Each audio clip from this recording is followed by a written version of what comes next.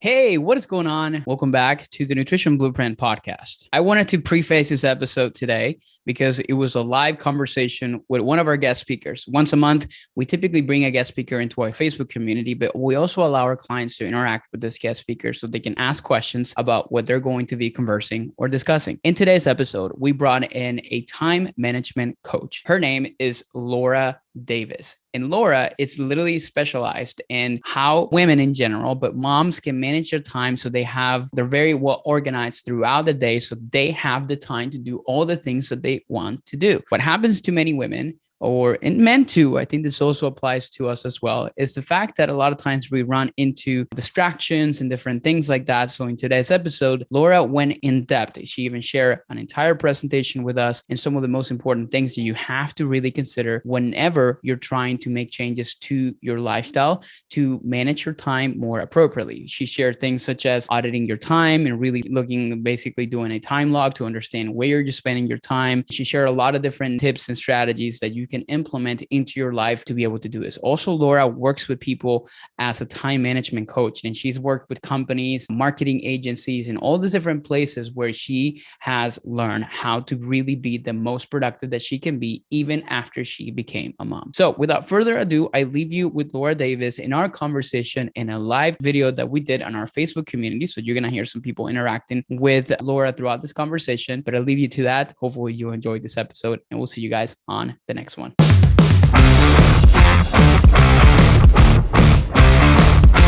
So today we are going to talk about mastering your time to reach your health goals that you have. And so a couple of notes before we get started, and I will dive in a little bit deeper about who I am. But before we get started, if you're on Instagram, feel free to snap a picture and tag me if you want to. Tag Planos, tag Andres, because this is really an amazing value that they give you guys as a member of this community. I don't know a lot of personal trainers or dietitians who give this type of value to their clients. So this is super useful for you guys. You guys are so lucky to be a part of this community. Second, I want you throughout this entire talk tonight, I really want you guys to have an open mind. I want you to resist feeling like you're saying, I can't do this, or that'll never work for me. I really want you to be solution oriented tonight and not problem oriented. And then 3, like we've already talked about, make sure that you're interacting in the chat. If something resonates with you, I would love to know. If you have a question, I would love to know. I don't have the chat pulled up, but Mackenzie, if you want to stop me and just let me know if there's a question, I am more than happy to address it in real time, because I know sometimes in chats it can get lost in all of the conversations. So with that, we will go ahead and get started. So this is a little bit about me and why should you listen to me when it comes to time management. So you guys heard a little snapshot of where I come from, but the most important thing I want you to hear right now is that I was literally you 5 years ago. So 5 years ago, my husband and I found out that we had to do IVF if we wanted to have kids. He already had a daughter from a previous marriage, but we really wanted to have our own. And we found out that IVF was the only way. And at the time, my diet consisted of chips and queso and the Chick-fil-A drive-through. So I was not healthy. I was not in a good place to try to make IVF work for us. And so I kind of had this moment of, I need to get my schedule under control so that I can figure out how to fit in workouts, so that I can figure out how to fit in meal planning and meal prepping and actually cooking food, which I wasn't really doing at the time. And so my time management journey, even though that's really where I'm at right now, it all started because I wanted to be healthy, just like you guys. So that's really important for y'all to understand that I'm not a time management expert who's never had to deal with the exact situation that you guys are in right now, or that you've been in at some point. So know that I've been in the trenches. This is not a philosophical discussion. These are tried and true methods that I am sharing with you tonight. So I also, so that you get a little bit of a snapshot of my schedule, I work full-time in marketing strategy for a really large healthcare organization in North Florida. And if anybody's been around the last 2 years, if you work in healthcare, it's been a little crazy. So I've balanced that on top of launching my business while raising an insane toddler who you see in that picture, as well as a preteen who has enough attitude for all of us on this phone call. I don't need to explain the preteen angst to anyone. Plus my husband, who's also needy. No offense to all the men, but like y'all are also really needy. And so it's like, I get having a busy schedule, and I get it when you really think like, oh, working out, I can get those 45 minutes back in my day and do something else or sleep a little bit later. Like, I get it. So I just wanted to give you a little snapshot that I'm not, I understand where you guys are coming from. This, I'm not a philosopher. I'm not a theorizer. These are real tried and true methods that we're going to go over today. So a little bit about our schedule. We're going to do a deep dive into how to manage your time in a way that allows you to prioritize things that matter the most to you, especially when it comes to your health and wellness. So you're going to learn how to do a time audit in a very unique way. And this is going to show you exactly where you can make changes and adjustments in your schedule to fit in your health. We're also going to go over 3 of the biggest mistakes that I have found clients making when it comes to time blocking, and what you can do to avoid those mistakes. And then finally, we're also going to go over how to recover from a day that has just gone completely off the rails. So I'm sure you guys have all had these days where you feel like you've planned it and you feel like it's going to go really well, and then all of a sudden everything just falls apart. So what are you going to do when that situation comes up? All right, so let's dig into this.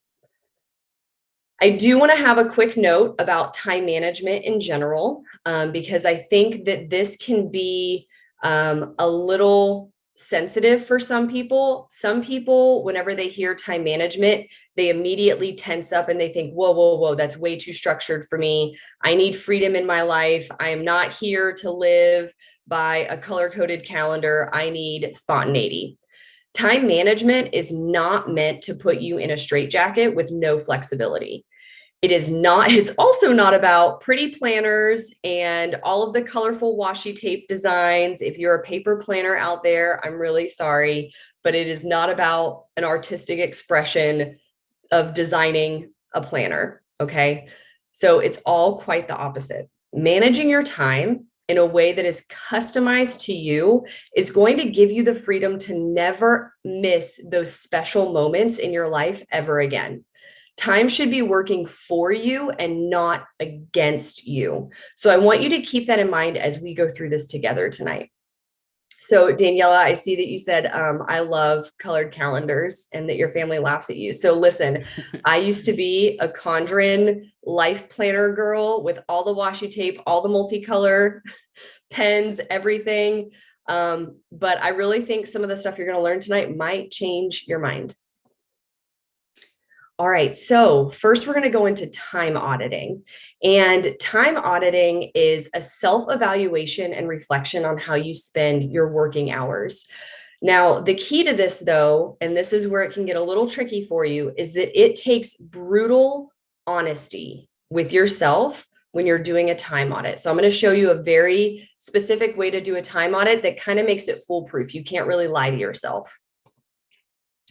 So there's 4 steps to the way that I want you to try a time audit. So this is really, if you have found that you are constantly saying to yourself, oh, I just don't have time for that, or I can't fit that into my schedule, even if I really want to do it, it's probably time for you to do a time audit. Even if you feel like you manage your schedule really well, it's probably time for you to do a time audit. I do this on a quarterly basis and I teach time management, but I'm constantly evaluating what I'm fitting into my schedule. So step 1 for a time audit, I want you to pick 1 work day and 1 non-work day to evaluate. This could look different depending on what your job is. If you are a shift worker, or if you work in healthcare, if you have your own business, or even if you're a stay-at-home mom, you need to pick two contrasting days. one day when you're working and one day when you're not. Or like I said, if you're a stay-at-home mom, maybe a day that you are solo when your spouse is working, and then a day when you have your spouse at home with you to help you. Step 2 is that you are going to track every single thing that you do from the time you open your eyes until you go to bed, and how long each task takes you. So this includes things like getting ready in the morning, commuting to work if you have a commute, things like eating, cooking, scrolling social media, working out, cooking your food, watching TV, chores, shopping, playing, reading, literally anything that you do when your eyes are open, you should be tracking on your time audit. And I'm going to show you a really good example of this too. So step 3 is that you are going to create your ideal day for a working day and for a non-working day. And one caveat that makes this very different from anything you've heard before is, in your ideal day, I do not want you to include the time of day. I only want you to include the time increment that you want to spend on a certain activity. Okay. Step 4 is that you are going to compare your real life time audit to your ideal day, and you're going to make tangible changes to move closer to your ideal day. So you're going to have two sides of a valley, and you're basically going to build a bridge between these two sides, and you're going to figure out how to get from your time audit of your chaos schedule over to your ideal day. And I'm going to show you exactly how to do this in an example here in just a second. So the other thing, when you are comparing your ideal day to your time audit, I want you to think of solutions to the problem of not having enough time. So does this mean that you need to wake up earlier? Does this mean that you need to start delegating certain things? Do you need to spend less time doing certain things? Do you need to outsource certain things in your life? Really come at that exercise with a solution-oriented mind. So I can pause there if there are any questions that anybody has, or if there's anything that you want me to go over real quick before we dive into an actual real life example. Yeah, I do actually. I think this is awesome, mostly because the time audits, I call them time studies for me. It's something that I've mentioned to some people on here. In fact, part of our onboarding process that maybe some of you guys have gone through had a little section on that. I don't necessarily kind of pay too much or get you guys to pay too much attention to this. But we talked a lot about nutrition auditing. So like looking to see how you're eating and different things like that. The same thing happens with time, I guess. And in fact, it so happens that I'm actually currently running one, for myself. But I guess I wanted to ask you, Laura, like, what is like the best way that you found? Because I personally have been doing this for a while, but I know a lot of people in here haven't. And I guess like, what's like the most effective way you found, like, just pen and paper and having like a little notebook, or like you have like a computer or like some like app that you typically recommend people to use, or what's the best way to conduct this? Yeah, so I've done it a couple of different ways. Pen and paper is great if you're willing to carry around a pen and paper with you. Honestly, I use the notes section on my phone, and I keep that open. And as soon as I start an activity, I pull up my notes and I just write what I'm doing, what time I started, and then what time I switch gears. I will also say that, if you are a pen and paper person, I wouldn't give yourself a template. I would just take a blank sheet of paper and just write everything that happens. So for my clients, I try really hard to not put them in too much of a box when it comes to the time audit, because you need to do whatever is going to capture the most data for you. Okay. Got it. Yeah. That's a good question. Anybody else have any questions before Laura continues on time audits? Okay. Awesome. Perfect. So let's get into a real example. I'm going to walk you guys through this. So, all right. Okay. So on the screen, this is a semi-real time audit. This looks pretty close to how my life was 5 years ago. So I use that as kind of a rough estimate. So you'll see that it starts at the very beginning of the day. I was waking up at about 7, getting ready and leaving the house at 8, literally with just enough. I mean, I don't know if you guys have ever done this, but I was that chronic snoozer on my alarm, and I would get up with literal minute precision, just enough time to get ready in the day and walk out the door. If that sounds like you, know that you are not alone. I feel like that was an art form that I got really good at, but it wasted a lot of time. So ideally for the work hours, this is another thing that I wanted to call out. You'll see here that I have work hours from 1 to 5, or I'm sorry, from 9 a.m. to noon, and then again 1 to 5. Ideally, what would happen is you would very specifically keep track of exactly what you're working on in your work day too, because you'll see that this actually melts over into your work life. So I know you're doing this time audit with the main focus of finding time to work out and focus on your health and that kind of thing, but you'll actually find a lot of opportunities in your work day too, depending on what your job is. So literally write everything down with the times. You'll see in this example that I've got the kids' bath and bedtime between 7:30 and 8, Netflix from 8 to 10. If anybody else is also a Netflix binger, you understand that 2-hour window of Netflix there, and then bed at 10 p.m. So this was kind of a rough draft of what my life used to look like. But I knew I felt at the time, as some of you guys might feel, that you didn't have time for anything else. But when you write it out on paper like this, you look at this and you're like, oh my God, she's wasting so much time. And you can probably already pick out some areas where there's a lot of time wasted. So what happens when you see that? This is where you're going to create your ideal day. And again, I have a very different approach from what a lot of people teach in time management when it comes to creating your ideal day. So this is an example of an ideal work day. You'll see that I have a workout scheduled for 45 minutes. I also like to do journaling and affirmations and meditation every day for about 20 minutes, 45 minutes for getting ready. I like to have an intentional breakfast with family. This is when my toddler is the least annoying, in my opinion. If anybody else has a toddler, you know what I'm talking about. So I like to make sure that my quality time with her is in the morning. And then getting ready for school drop off, commuting. You'll see here that, again, this is my ideal day. This is not your current situation. This is your ideal day. My ideal day is that my commute is 0 minutes. And I actually made this a reality. So I work 100% remote from home now.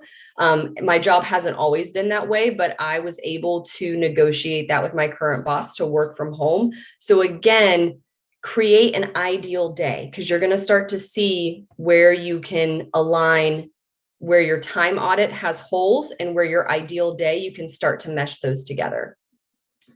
So again, working the corporate job for 7 hours, lunch break for an hour. Some people don't take lunch breaks. So if your ideal day is that you get a lunch break, you need to put that on here, because you need to make sure that you're allocating an hour to a lunch break every day. Also, you'll see that I included a family walk every day. That's really important for us to get out and walk outside as much as possible. And then homework and playtime, bath and bed. And then I also really prioritize decompressing in the evening. So if you like to have that nighttime routine, make sure that you're including this too in your ideal day. And then relaxing in Netflix, because you might hear some time management coaches tell you to give up Netflix, give up social media scrolling. In my opinion, that is not realistic. And Netflix is my mental health. So if I want to watch Gossip Girl, I'm going to watch Gossip Girl, and I'm going to give myself 45 minutes every day to watch Gossip Girl, because that is what I like to do for my mental health. I don't think you should give up the things that you love. You need to be able to find a way to fit them in. So you'll notice here that my total awake hours, this is also really important, is to add up how many hours is your ideal day. So my awake hours for my ideal day is actually just under 15, but I rounded up to 15 hours, which means that I technically could get 9 hours of sleep every night. Does anybody else think that you could ever get 9 hours of sleep? I never thought I could get 9 hours of sleep. Never. But when I create my ideal day, this says that I have the capacity in my day to sleep for 9 hours, which is fantastic. So make sure that you're adding up your hours so that you can see that. And I saw a question come in, so I want to make sure that I answer it while I'm on this slide before we go on to the next part, because the next part's important. So what do you do on the days when work is crazy and turns from an 8-hour workday to a 12-hour workday? Perfect. I'm actually going to go over that in just a couple of slides. So we're going to save that question for just a minute because we are going to go over that. Another question, what do you do if you write this out and your wake time is 22 hours? So that actually is going to come up on the next slide too. But to give it away a little bit, if everything that you want to do in an ideal day takes 22 hours, I am going to challenge you to really look at what you're including in your day. Because my guess is that a couple of things could be happening. One, you could be saying yes to things that you actually don't need to say yes to, or that you don't want to say yes to. You could be prioritizing everything instead of prioritizing a few things. And if that's happening, then you really need to look at your priorities and what you actually want to have in your life. Because for some of my clients that I have found who have a situation similar to this, where their wake time is more time than is actually realistic, most of the time when we dive into each individual activity, they're actually trying to please other people with their activities. They're not coming from a place of self-alignment. And so I would challenge you, and at the end, if you want to ask any specific questions, I'm happy to give you a little bit of coaching too. But I would challenge you to really evaluate what is a priority, what is something that you're actually saying yes to that you don't really need to, and do any of the activities that you have on your ideal day, are they crossing any boundaries that you have for your life? So make sure that it's a true ideal day for you. Okay. But yes, come up if you want to come up with any specific examples, I'm happy to coach you on that at the end too. All right. So once you have your ideal day and your time audit, you're going to want to identify areas of opportunity in your current schedule for how you can begin to shift more towards your ideal day. So in this example, the mornings and the evenings show to be the biggest areas of opportunity to make changes in this example. So you also don't have to make all of the changes at once, but you can do them one at a time. So maybe you wake up an hour earlier every day to fit in your workout, and that's your first step. And once you get comfortable with that, you can move on to adding something else. Or maybe you decide to reduce your Netflix. So you'll see in this example, we went from 2 hours of Netflix to 45 minutes of Netflix. Maybe you decide to move your workouts to the evenings after the kids go to bed. So I know one of you guys is currently at the gym. Maybe you prefer evening workouts. The important thing is to keep your brain in solution mode while doing this exercise, meaning that you should purposefully look for solutions instead of roadblocks. So once you have your ideal day compared to your time audit, that is when you're going to create your day. That's when you're going to create the structure of your day, and you're going to give it a shot. So the other thing to keep in mind with this is it's not, don't expect perfection on the very first try that you create a new schedule. So create a new schedule. Maybe it's 50% of the way to your ideal day. You don't have to go 100% from 0 to 100 automatically to your 100% perfect ideal day, because that will probably set you up for a little bit of disappointment. So you need to make incremental changes to reach your ideal day over time. So with that, we're going to go over some of the biggest mistakes that I've seen when it comes to creating a schedule, specifically when you're using time blocking. So time blocking is the method that I teach, but I teach a very unique approach to time blocking in the Time Management Academy that I created specifically for women. Just a little side note, time management and productivity methods were 99% created by men in a vacuum. Women were mostly not included in the studies of time management and productivity methods. So now I have taken what has been scientifically proven by men to work for men, and I've adapted them for women. So that is the method that I teach, but I'm going to show you some of the big mistakes that you can use or that you can avoid when creating your schedule. So the number one mistake that I see is underestimating how long it will take you to complete something. So instead, I want you to actually overestimate how long it's going to take you to do something by about 10%. So if you think your workout is only going to take you 25 minutes, I want you to actually schedule 35 to 40 minutes, because inevitably something is going to come up during that block of time. Something, you might get a phone call, you might get something else, but that gives you that 10% buffer. Okay. And then the second one is I see a lot of people double booking and multitasking. So if you've ever seen a calendar that is time blocked and they have 2 or 3 things in the same time block, that defeats the purpose of time blocking, and you should stop looking to them as an example of time blocking. Time blocking should not have you multi-booked in the same block of time. It's literally your worst enemy. Like, multitasking is probably single-handedly the worst thing that you can do for your productivity and your time management.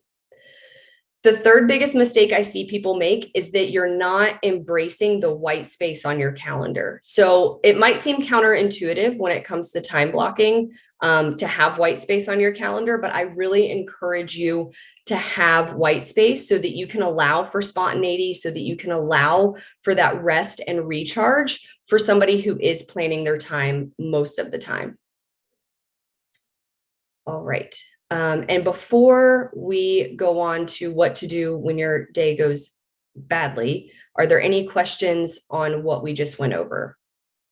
I'm just gonna refer to Emily because she's saying that she's already making already all these 3 mistakes. I'm also kind of like I have a problem with the underestimating piece, and I guess maybe you're gonna go into this also as well. But I think the biggest issue that a lot of times like people run into a lot with time blocking, including myself, is not being disciplined enough to really follow through with the time blocks that you created for yourself. And I think that a lot of times when you miss it once, you miss it twice, and then it just becomes more of like a piece of time on there that nobody can book anything, but you don't actually take the time to do it. And that's honestly my problem a lot of the times that I really usually kind of have in.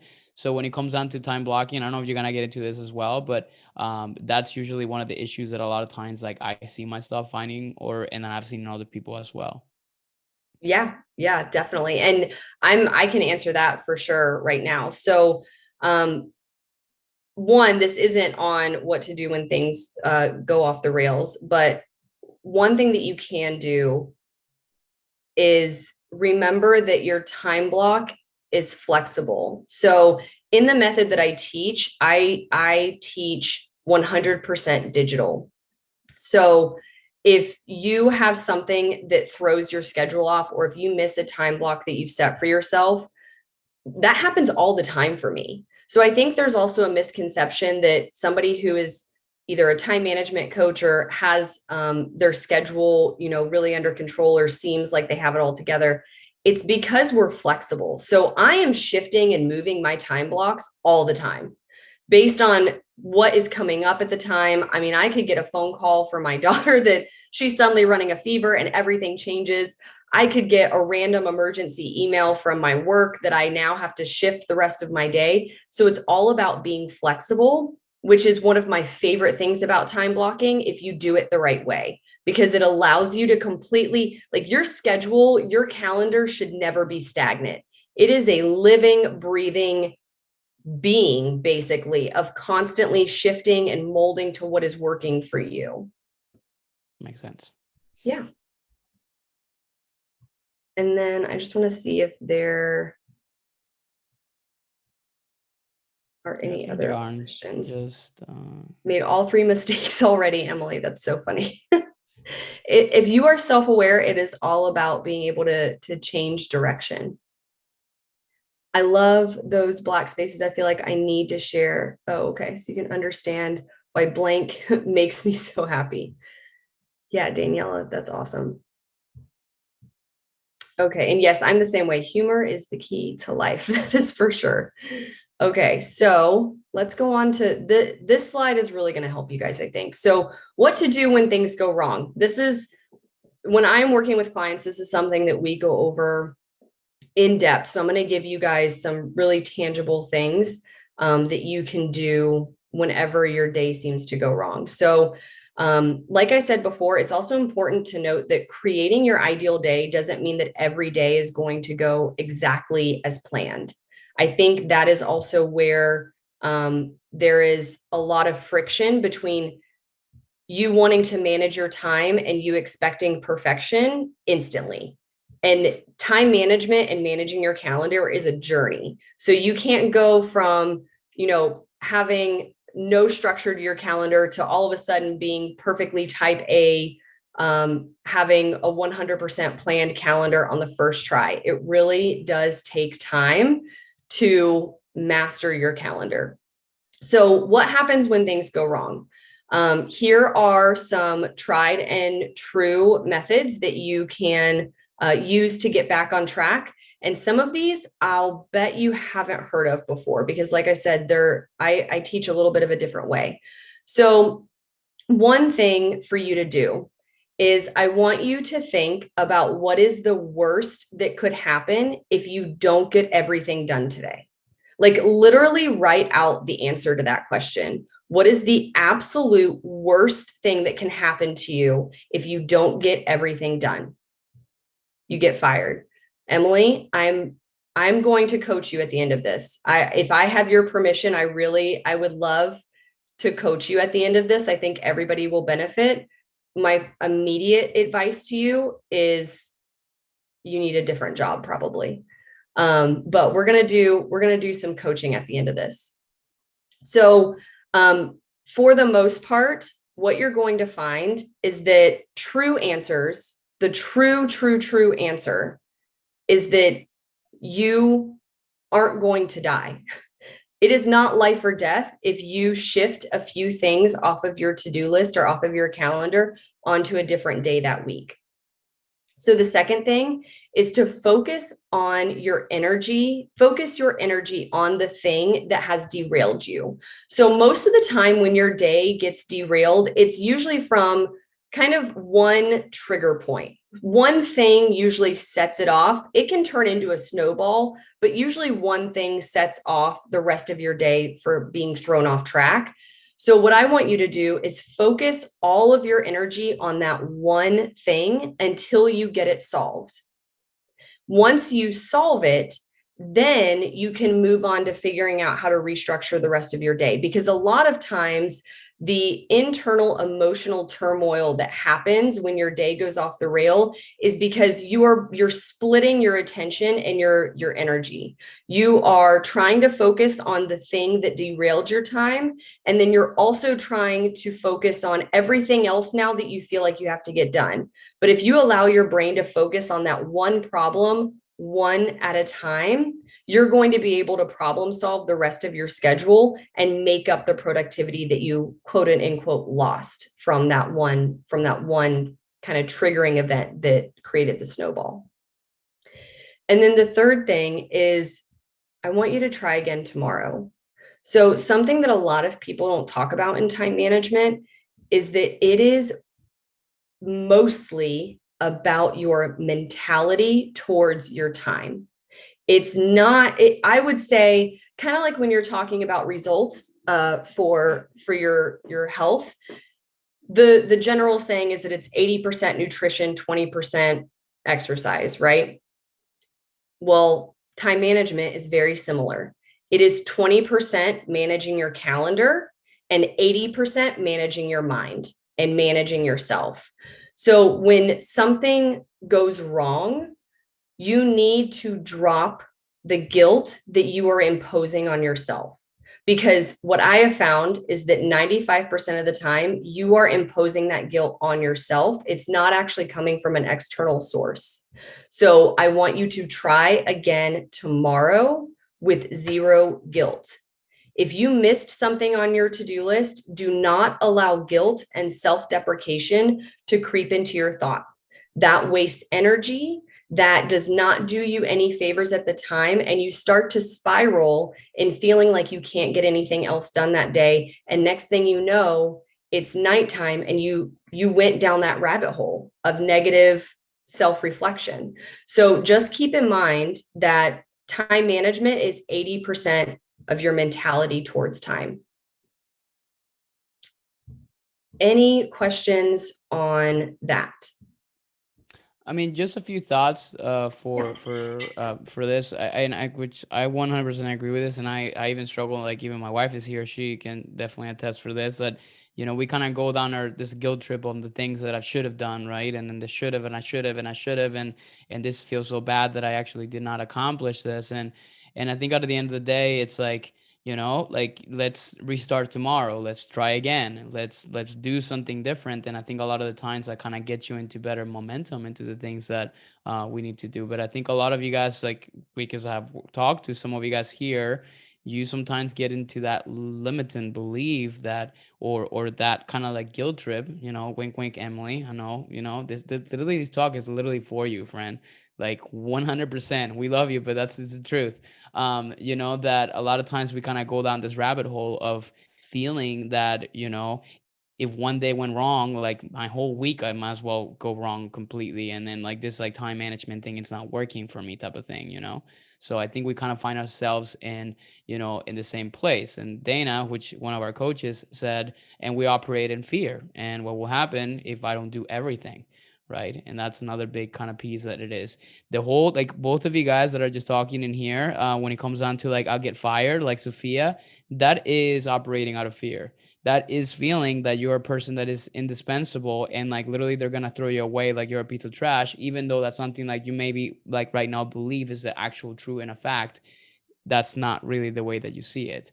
And that is the reality. That's just simply the way that you see yourself and the way you see the situation. But just wanted to kind of add that in there to add a little bit of coaching. But Laura, you're the expert on this. So I just wanted to kind of throw it out there because a lot of times some of this, people here need a little bit of tough love. So that's me giving some tough love.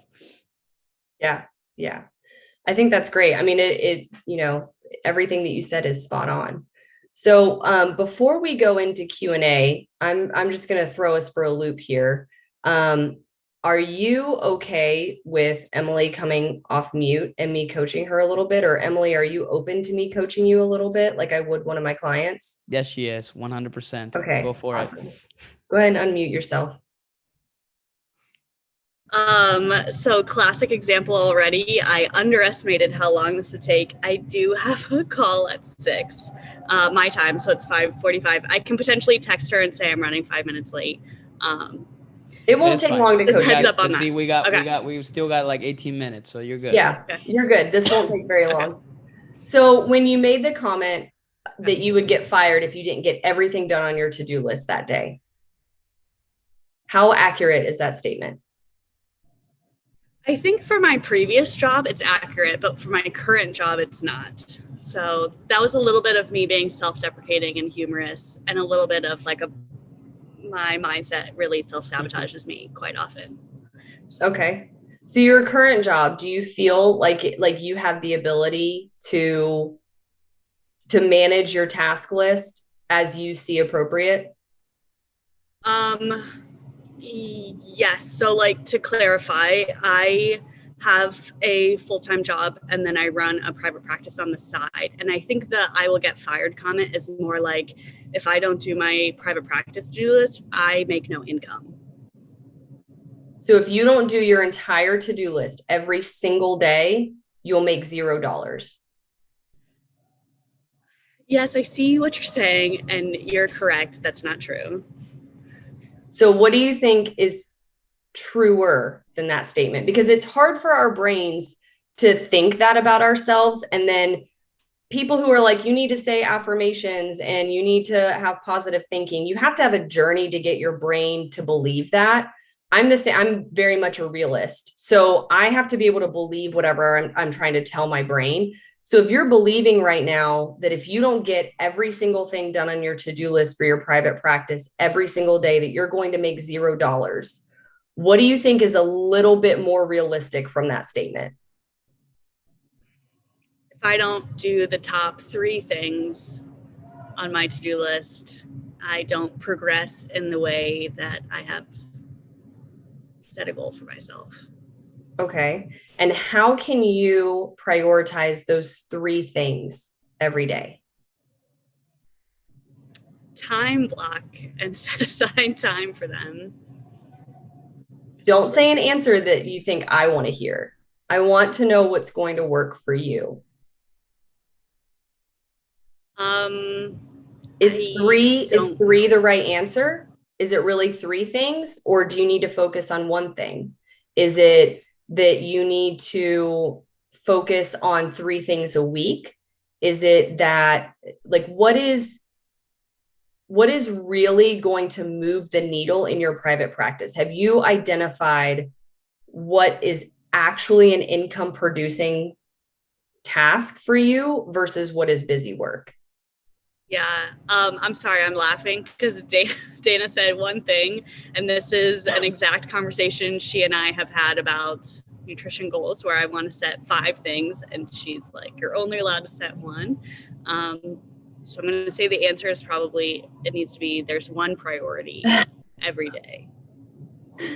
Okay. Do you think that that's more realistic for you? Do you think you can feel good about getting 1 thing done every day? With some therapy, probably, yeah. Do you say that because you want to be able to get more done? I am a workaholic in a lot of ways, and I have very high expectations of how much I can get done in 1 day, or in a week. And yeah, I would like to get all of it done. What happens if you get nothing done in a week? How do you feel about yourself? Did I do it on purpose, or did I procrastinate? Let's just, for any reason, if you go 5 days without producing, how does that make you feel? I feel terrible. I feel terrible. Do you think the people around you still love you even if you don't produce anything? I have this is why I made the therapy joking comment. I'm uncomfortable, so I'm joking my way through it. I do the same thing. It's okay. Yeah. Yeah, probably. But the only time they've ever told me they're proud of me is when I accomplish things.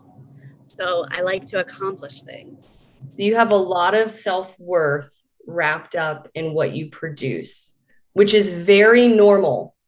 It's very, very common. Yeah. I mean, I used to be that exact same way.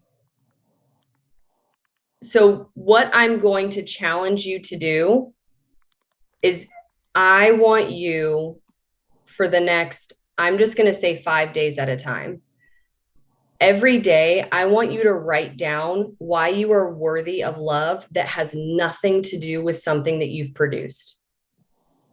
Because I wish Dana wasn't on this call, because now she's going to hold me accountable to that. You have to start rewiring your brain for any time management to ever work for you, ever. You have to rewire your brain to get away from your worth being tied to what you produce in the world. You have to. Dana's going crazy right now. Because it's like Dana's her coach, and then she's literally exactly the same thing.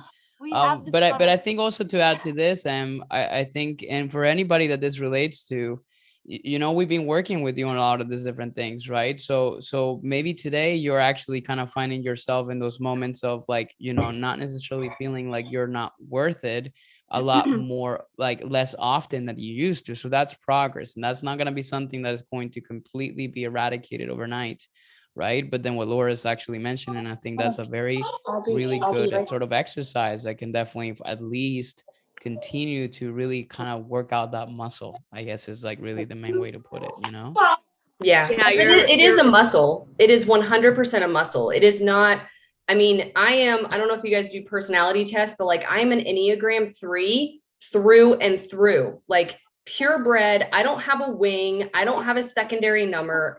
I am just an Enneagram 3. And so I see a lot of my worth as well tied to what I produce. And it takes time. And Emily, therapy is a great investment. Like, just saying, I am a huge proponent of that.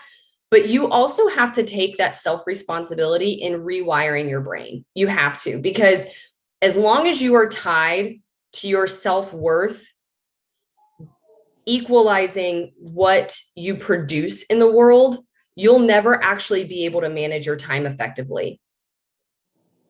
So you have to solve that problem first. Somebody wanted to say something? I just wanted to say something real quick. And I think Emily just wrote that, coming up with a self-worth that's not tied to productivity or appearance. So the reason I thought this was so important, because so many of the women we work with, because they're so self-conscious about their body, they almost look to being super productive. So they can receive praise for that because they feel like their appearance is not worth praise and to be loved, right? So they overcompensate in other areas of life. I'm going to be super productive. I'm going to make I'll get all the badges and get all the promotions and do all the things. So a lot of that is also them trying to, again, overcompensate for this, how self-conscious they feel about their body and how much they feel like their value is tied up in their appearance, if that makes sense. So this is a big topic, huge for a lot of women that we deal with, because it's people who feel so unworthy just based on their looks. I'm not lovable. I'm not worthy of this praise. So they do all of these other things, expend all these other energies to get external praise in another area of their life. It's a big thing for a lot of our clients. Yep. Is that helpful, Em? You know, we love the heck out of you, right? And that's obviously what we're kind of giving you all this. And she's not the only one. I mean, I feel like we deal with a lot of clients like this too. So a lot of women. I think it's funny because, like GB said, Andres, are you 100%, listening to this? And I have the same problem, right? And I think I have the same issue, right? I've worked through that for a long time.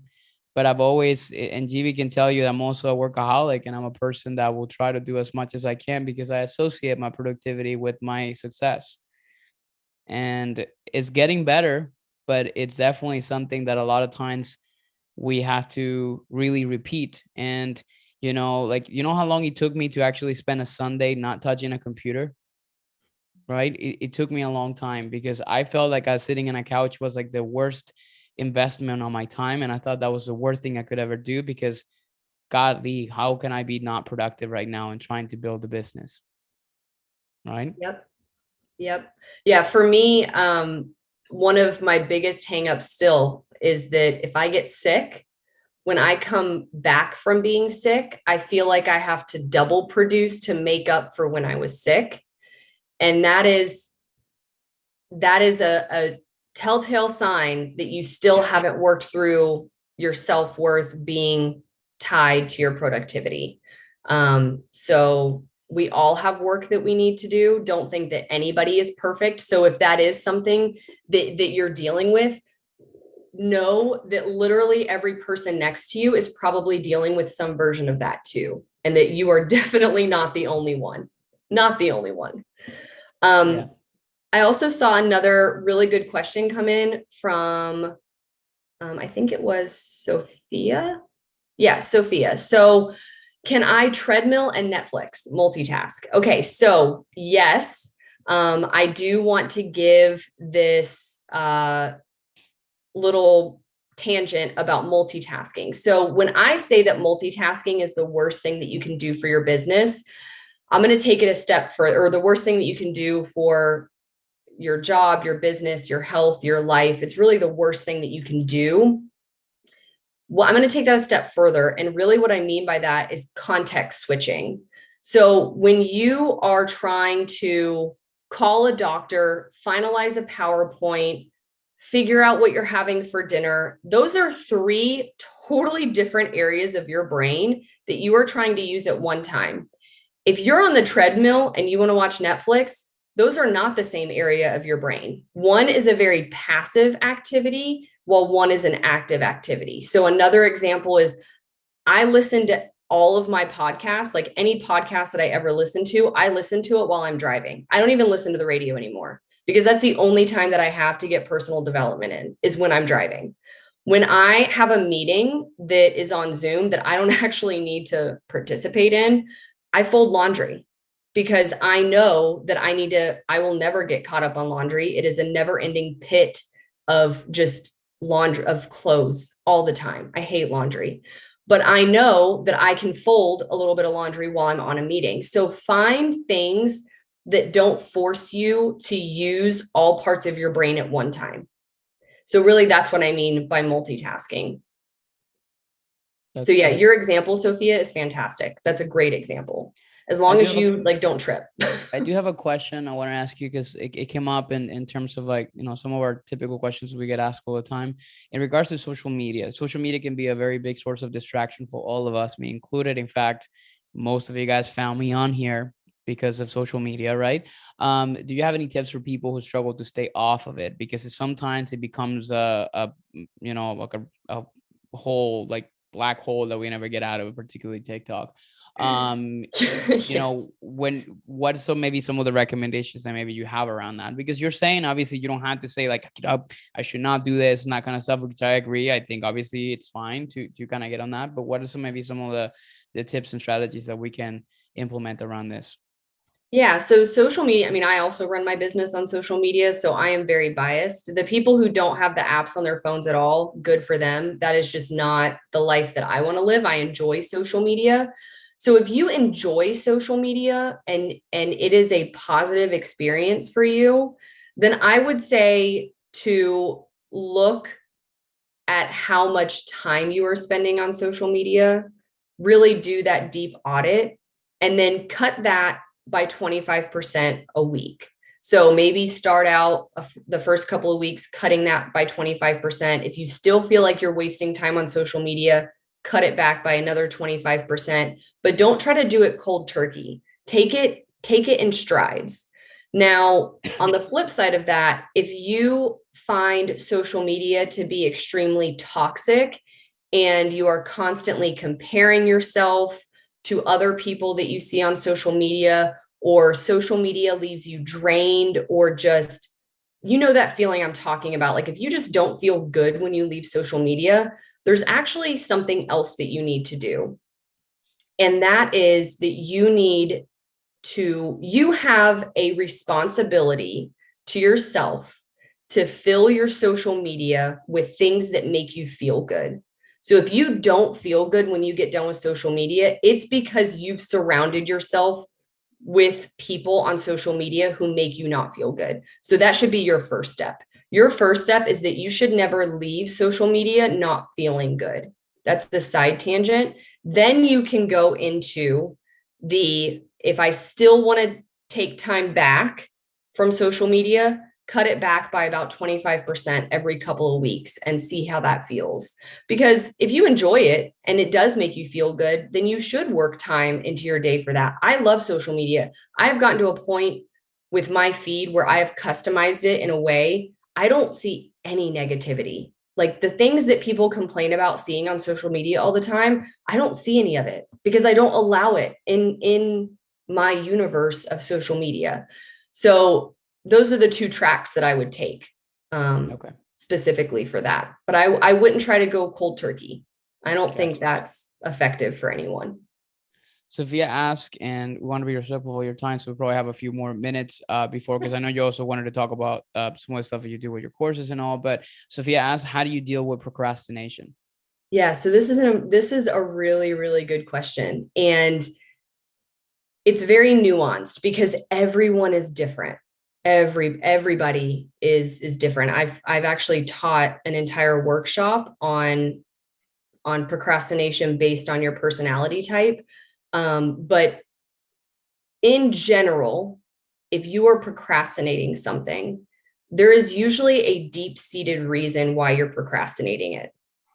And that could be that you don't enjoy the activity. It could be that you don't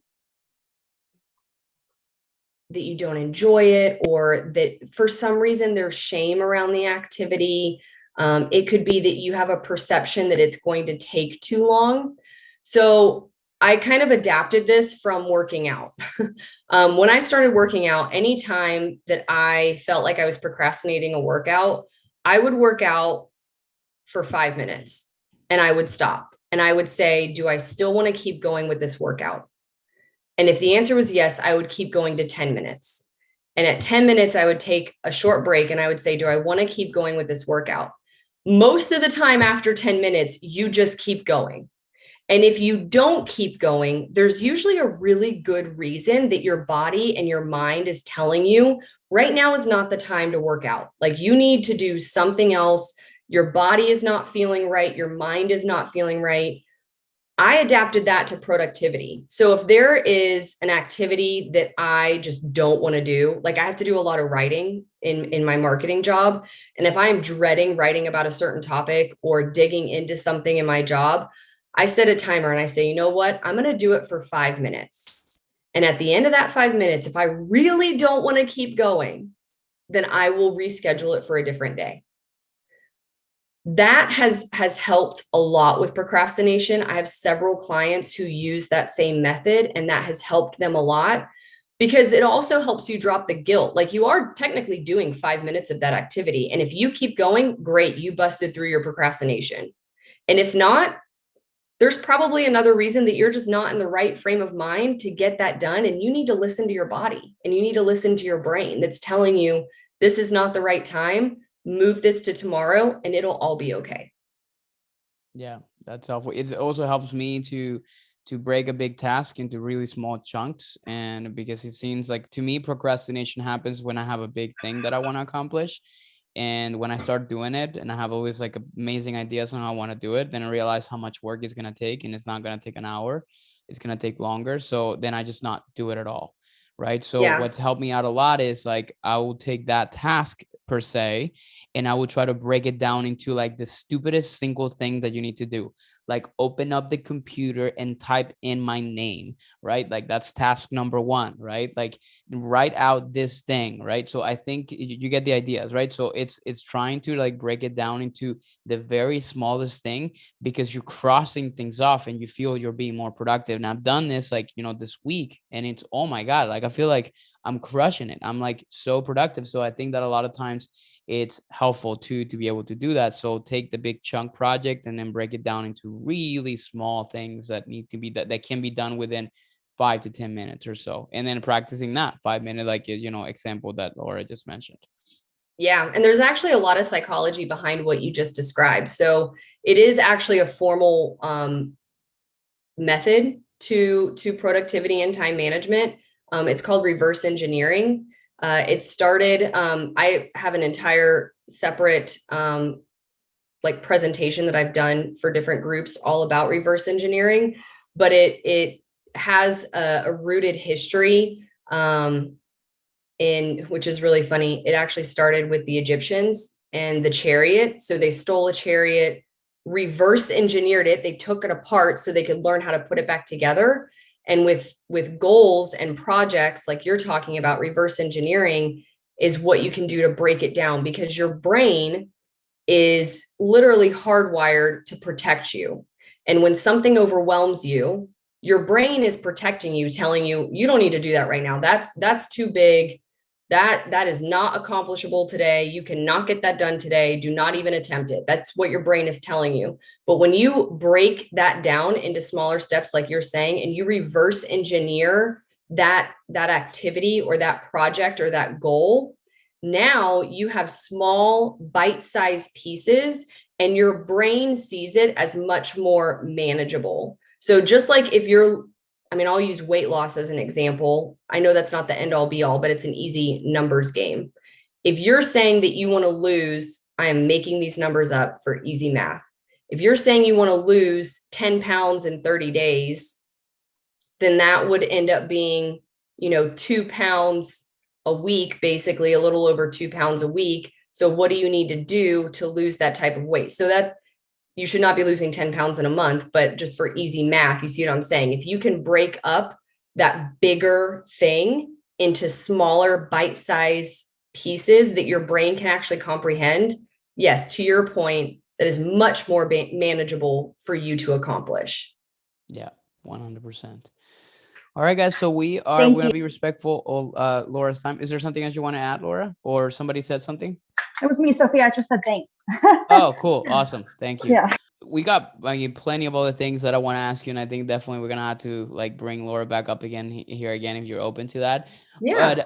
But like, how can people find you, work with you? I think that's honestly something that a lot of times that people want to make sure they take away from this, because again, thank you so much, by the way. This has been amazing. And we love talking about time management and hearing you talk about this stuff. And then the fact that we have talked to some of you guys already on here about this topic, and we've kind of implemented some of these strategies, not to the extent of what Laura does, it makes me feel good about what we're helping you guys accomplish, because I feel like it's definitely, we're on the right track in terms of like, the things that we definitely need to be working on. But obviously we're not time management coaches. So that's why people like Laura exist. So how can people get to like, reach out to you, work with you? I know you have courses and different things like that. So, anything in here that you want to plug in, you are open to do so.